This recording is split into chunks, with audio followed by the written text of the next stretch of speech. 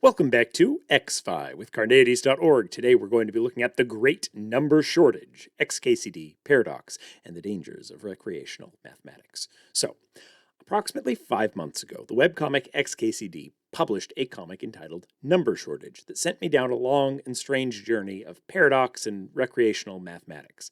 This is the story of that journey. So, Number Shortage is a single-panel comic that portrays a mathematics department that is running out of numbers. The text of the comic says, "The math department number shortage is getting worse. We only have 15 twos and 12 threes left." No, wait. 13 twos and 10 threes. No, wait. The comic implies that as the numbers are spoken, they're being used up. The department goes from having 15 twos to only 13 twos, because it uses up 2 twos in the previous statement. The hover text implies that once they run out of a particular number, they are unable to say how many of that number they have left.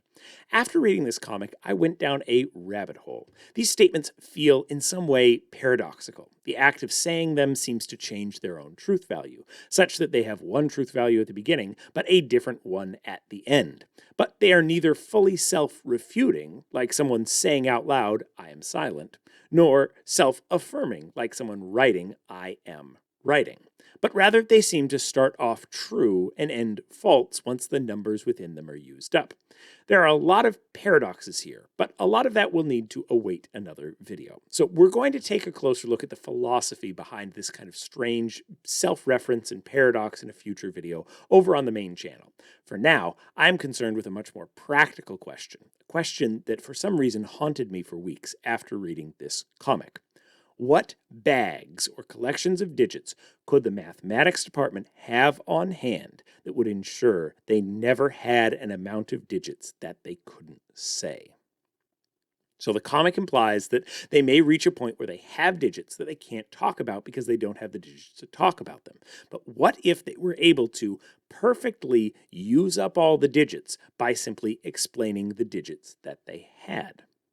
What would that look like? And what would those paths be? Are there multiple bags of digits that could have that?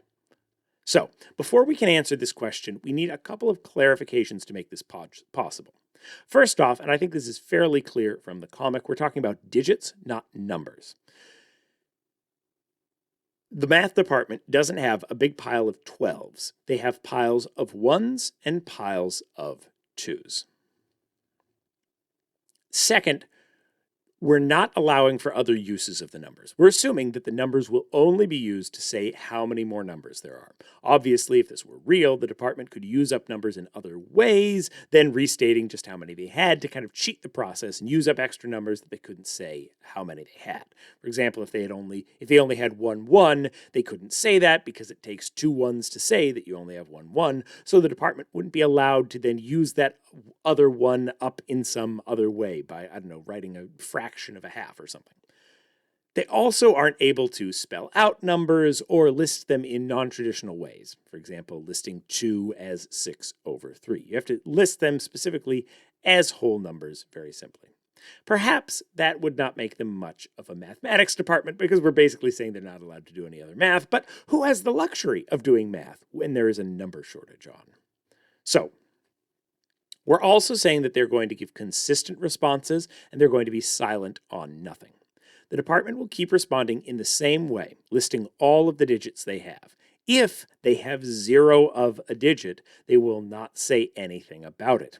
So if they have 2 2s, they must say so. But if they have 0 8s, they don't need to mention 8s at all, as that would make the challenge basically impossible. Once you get to 0 8s, you don't have an 8 to say that you have 0 8s. Now, it's possible that they got rid of all of the digits at exactly the same time, but that would be quite challenging because they would have to get rid of things like zeros as well. There's a lot of issues with that. And so we're saying once they've run out of a digit, they don't have to talk about it anymore. But if they have any of that digit, they have to say how many they have. And if they can't say how many they have because they don't have enough of the other digits to do so, that path doesn't work. All right, so last but not least, a snapshot in time. We are assuming they're stating the number of digits that were available before they started speaking to avoid issues of changing the order of the numbers, changing the results. So if we have 3 2s and 3 3s, they don't need to reassess how many 3s they have mid-sentence because they used up one to talk about the 2s. Note that this is slightly out of line with what is implied by the comic, but it allows for our paths to be order invariant. It allows for us to not take in this extra variable of in what order did they say the numbers, because if you allow for that, it just becomes much more complicated. It's not to say this wouldn't also be an interesting puzzle to follow down. We are going to look at this question of kind of the changing truth value of the statement and using up the numbers as you go in much more depth in the main channel paradox video. But for now, what we're saying is they are making the statement of how many numbers they have at the beginning of the statement when they start speaking. So let's try an example. Imagine they start with 4 1s, 7 2s, 3 3s, 4 4s, 3 5s, 2 7s, and 1 8. This bag of digits that we have up here. So they're going to say exactly that. They don't have any zeros, they don't have any nines, so they can stay silent on those and just say we have 4 1s, 7 2s, 3 3s, 4 4s, 3 5s, 2 7s, and 1 8.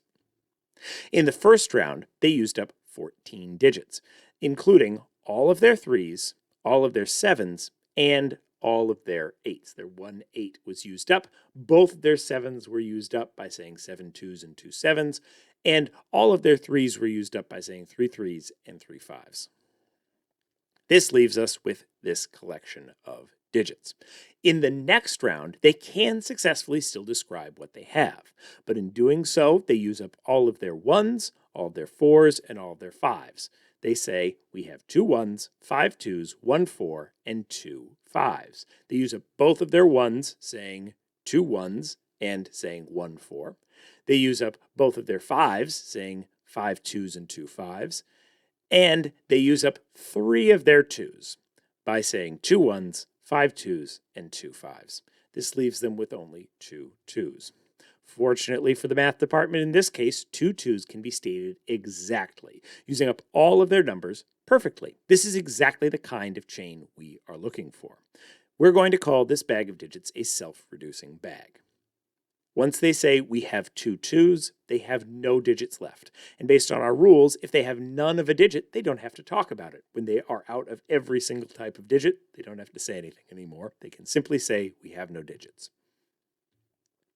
Note that any time you get a bag that you already know is self-reducing, so if another path leads back to any of these nodes that we've hit on already, we know that the bag we started with long ago, as well as all the bags in between, are self-reducing. Quick note on terminology, we're saying bag instead of set because bags can have duplicates, whereas sets can't.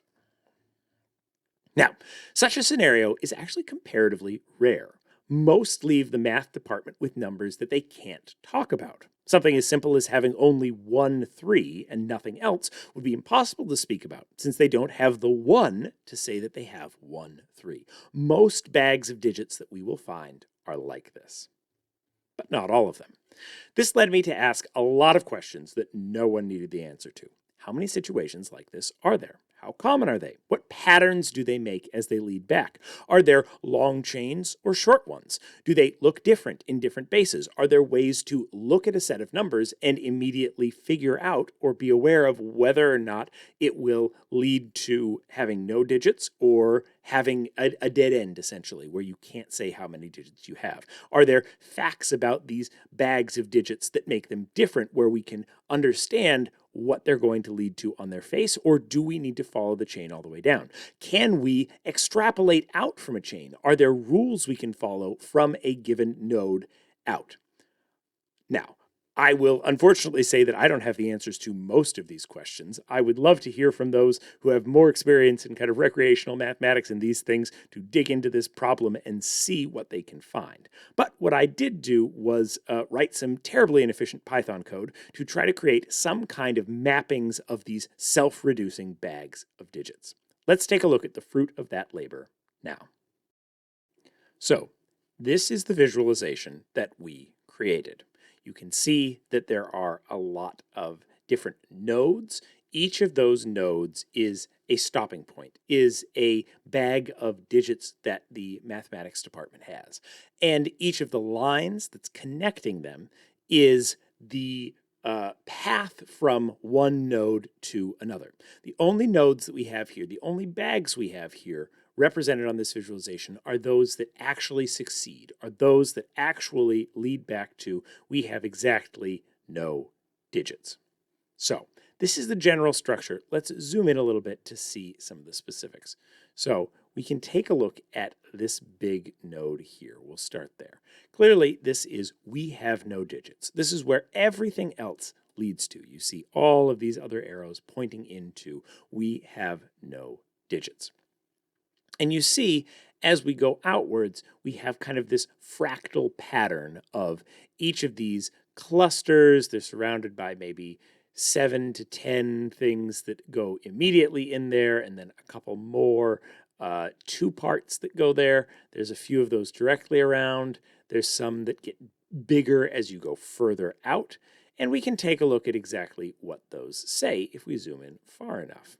So we can see that this one is we have 1 0, 3 1s, 2 2s, 3 3s, and 1 4.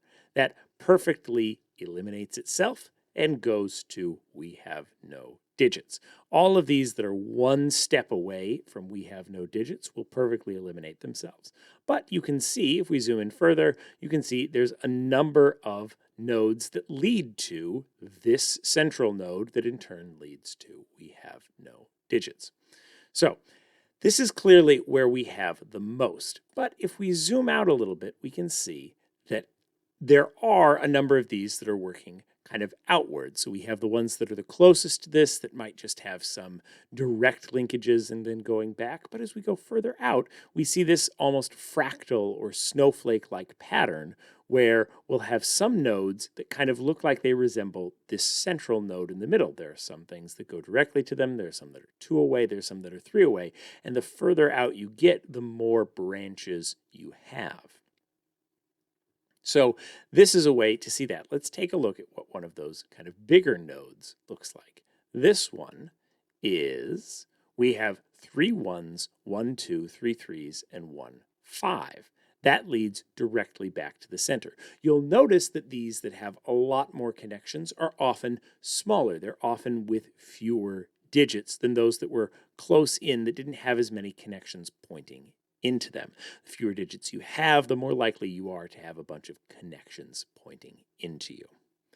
Which gets us to one of the most interesting things about this graph, which is that it's not just this kind of singular snowflake, a singular fractal almost with a bunch of things pointing in. We have this gigantic arrow pointing in from a satellite out here.